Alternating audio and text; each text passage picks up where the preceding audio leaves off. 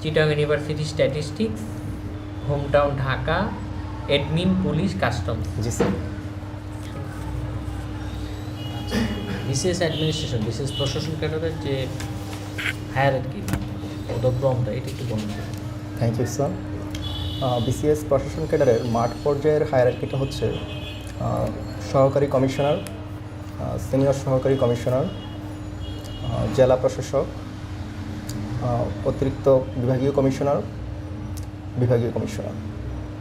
আর যদি কেন্দ্রীয় প্রশাসনের হায়ারার্কি বলি তাহলে সহকারী সচিব, সিনিয়র সহকারী সচিব, উপসচিব, যুগ্ম সচিব, অতিরিক্ত সচিব, সচিব, সিনিয়র সচিব, মন্ত্রিপরিষদ সচিব। ঠিক আছে, সচিব পর্যন্ত বললেও হয়, ফাইন। আপনার এই যে সহকারী কমিশনারের পরে সিনিয়র সহকারী কমিশনার, উনি কোথায় বসেন? স্যার, উনি উপজেলা প্রশাসনের দায়িত্বে থাকতে পারেন, অথবা উনি অ্যাসিস্ট্যান্ট ডিস্ট্রিক্ট কমিশনার বা এডিসি পদে থাকতে পারেন। এছাড়া অ্যাসিস্ট্যান্ট তাহলে ইউএনও আর এডিসি এর ভিতরে একই র্যাঙ্কের অফিসার নাকি কেউ সিনিয়র জুনিয়র আছে? স্যার, এদের মানে গ্রেডের দিক থেকে এডিসি মহোদয় এগিয়ে থাকবেন। এডিসি এগিয়ে থাকবেন। এডিসি কততম গ্রেড? স্যার, উনি ইউএনও মহোদয়ের চেয়ে মানে অ্যাকচুয়ালি স্যার গ্রেডটা আমি স্পেসিফিকলি বলতে পারবো না, জানা নেই, বাট উনি গ্রেডের আচ্ছা, গ্রেড স্পেসিফিক বলা লাগবে না। ইউএনও আর এডিসি এই দুজনের ভিতরে সিনিয়র কে? স্যার, এই দুজনের মধ্যে সিনিয়র হচ্ছেন এডিসি। এটা কি স্পেসিফিক যে এডিসি সিনিয়র হবে, ইউএনও সিনিয়র হতে পারে না? স্যার, আমার এটা জানা নেই। সম্পর্কে জানা নেই। ইউএনও এবং এডিসি দুজনই 6th গ্রেডের অফিসার। সো একই গ্রেডের অফিসার সাধারণত চাকরির প্রথম জীবনে তাকে ইউএনও হিসেবে প্রদান করা হয়, পরবর্তীতে সে এডিসি হয়। এই জন্য নর্মালি এডিসি ব্যাচে সিনিয়র, বাট নট নেসেসারিলি যে সে মানে গ্রেডে সিনিয়র। Thank you. আর এমন না যে তাকে একবার ইউএনও হিসেবে প্রদান করার পরে সে এডিসি হলো, পরে আবার তাকে ইউএনও বানানো যাবে না, এমন কোনো নিয়ম নেই। আচ্ছা, আবার তাকে ইউএনও হিসেবে প্রদান করা যেতে পারে। জি স্যার। তো মানে সাধারণত প্র্যাকটিক্যালি দেখা যায় যে ইউএনও থেকে এডিসি সিনিয়র, জি। বাট উনি কিন্তু গ্রেডে সিনিয়র না, গ্রেড একই। আচ্ছা, আপনার তো স্ট্যাটিস্টিক্স জি স্যার। আর স্ট্যান্ডার্ড ডেভিয়েশন আর ভেরিয়েন্সের পার্থক্য কী? স্যার, স্ট্যান্ডার্ড ডেভিয়েশন আর ভেরিয়েন্সের পার্থক্যটা হচ্ছে ভেরিয়েন্সের পজিটিভ স্কোয়ার রুট যখন আমরা নিব তখন সেটা স্ট্যান্ডার্ড ডেভিয়েশন হবে।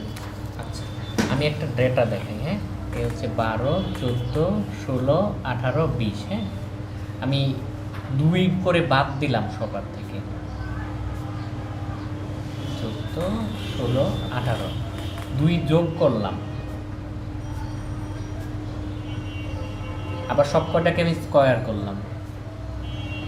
স্ট্যান্ডার্ড ডেভিয়েশন কোথায় সবচেয়ে বেশি চেঞ্জ হবে?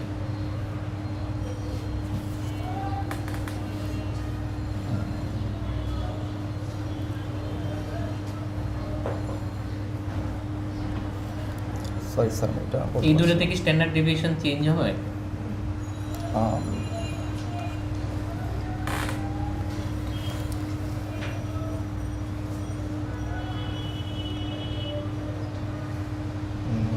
স্যার, এটা 16। মানে এটা তো নর্মালি ধরলাম এখানে স্ট্যান্ডার্ড ডেভিয়েশন এসডি আছে, এই দুটা থেকে চেঞ্জ হবে? স্যার, মানে দ্বিতীয় সারির প্রথমটা কি 10? 10, মানে এখানে 2 বাদ দিয়েছি সব কটাতে, এখানে 2 যোগ করেছি সব কটাতে, আর এখানে হচ্ছে সব কটাকে স্কোয়ার করেছি। স্যার, স্ট্যান্ডার্ড ডেভিয়েশন স্কোয়ার যেটা নেওয়া হয়েছে সেখানে কম হবে উপরেরটার চেয়ে। এটাতে কম হবে? জি স্যার। আর এই দুটাতে? এই দুটাতে স্যার বেশি হবে কম্পারেটিভলি। কম্পারেটিভ বেশি। আচ্ছা আচ্ছা, ঠিক আছে। আচ্ছা, স্পেশাল 420 যে আমরা বলি না, 420 জি স্যার। 420 মানে কি? স্যার, 420 আসলে স্পেসিফিক আমি বলতে পারছি না, সরি স্যার। এমনি বাংলাদেশে অপরাধীদের তো শাস্তি দেওয়া হয়। জি স্যার। এই কয় ধরনের শাস্তি? স্যার, অপরাধীদের শাস্তি এখানে সরি স্যার, কোথায় কোথায় বলা আছে এটা? মানে স্যার অপরাধীদের শাস্তির ব্যাপারে বলা আছে প্যানাল কোড বা দণ্ডবিধিতে। আচ্ছা, তাহলে পরে কয়েকটা ধারার নাম বলে দিন। স্যার জিজ্ঞাসা করছে পেনাল কোডের কততম ধারায় শাস্তি সম্পর্কে বলা আছে। আচ্ছা ঠিক স্যার। পেনাল কোডের 53-তে যাবেন, সেকশন 53-তে দেখবেন শাস্তি সম্পর্কে বলা আছে। এখন এইখানে কত ধরনের শাস্তি সম্পর্কে বলা আছে? সরি স্যার, এটা আমার জানা নেই। আচ্ছা, পেনাল কোডের 96-এ কি বলা আছে? সেকশন 96। Sorry sir. আত্মরক্ষার ব্যক্তিগত অধিকার সম্পর্কে কি জানেন? সরি স্যার, এটা আমার জানা নেই। 8 বছরের একটা শিশু কোনো একটা অপরাধ করুন, তাকে কি অপরাধী হিসেবে চিহ্নিত করতে পারবেন না পারবেন না? স্যার, তাকে অপরাধী হিসেবে চিহ্নিত করা যাবে না। কেন যাবেন? স্যার, অপরাধী হিসেবে গণ্য হওয়ার জন্য তার ন্যূনতম বয়স স্যার ন্যূনতম বয়স 18 বছর। 18-র নিচে অনেকে অপরাধী হচ্ছে না, তাদেরকে আমরা কিশোর অপরাধী বলতেছি না? জি স্যার। তাহলে 8 বছর, 18-র নিচে তো 8 কি 18-র নিচে না? তাকে কিশোর অপরাধী বলবো কি বলবো না? স্যার, সে এখনও শিশু, তাকে কিশোর বলা যাবে না। শিশু সংজ্ঞাটা কীভাবে বলবো? 8-কে শিশু বলবো, 2-কে শিশু বলবো, নাকি 2 মাসকে শিশু বলবো, নাকি 12-কে শিশু বলবো? সেটাই জানতে চাচ্ছি, সেই বয়সের মানে পার্থক্যটা কোথায় দেওয়া আছে? সরি স্যার, এটা আমার জানা নেই।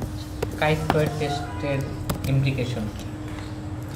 স্যার, কাই-স্কোয়ার টেস্টের মাধ্যমে আমরা অনেক তথ্যের গুডনেস আমরা যাচাই করে থাকি।